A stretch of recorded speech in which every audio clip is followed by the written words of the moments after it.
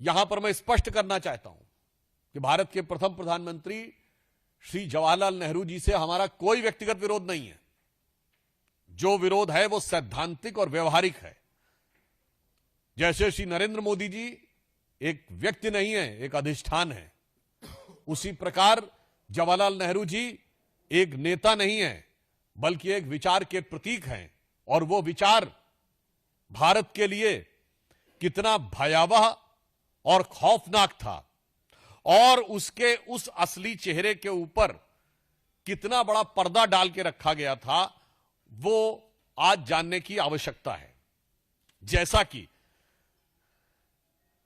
आप सबने देखा होगा कि बहुत ही दुखद बात है कि अप्रैल 1951 में जवाहरलाल नेहरू जी पाकिस्तान के तत्कालीन प्रधानमंत्री को पत्र लिखते हैं।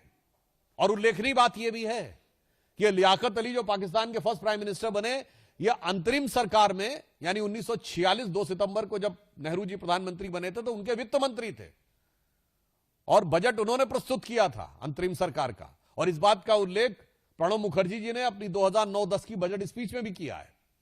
उनके लिए लिखते हैं माई डियर नवाबजादे,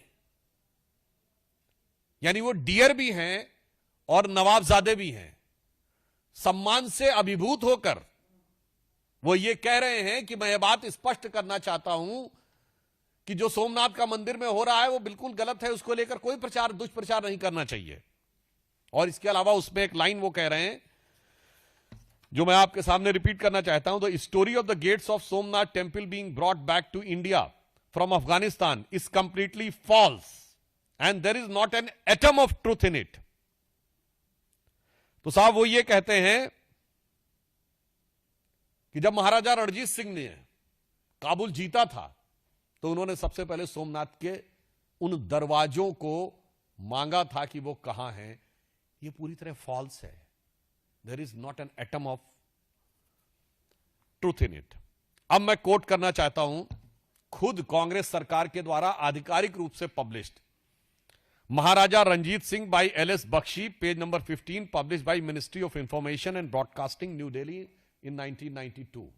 सरकार कह रही है कि Ranjit Singh made no distinction between the Hindus and Sikhs among their subject when the combined forces of East India Company and Ranjit Singh defeated Shah Shuja in Kabul। आगे ध्यान दीजिएगा, जब उन्होंने काबुल को कैप्चर किया, one of the term inserted by Ranjit Singh ji in the treaty that followed was the doors of Somnath temple plundered by Mahmud Ghazni should be returned to India।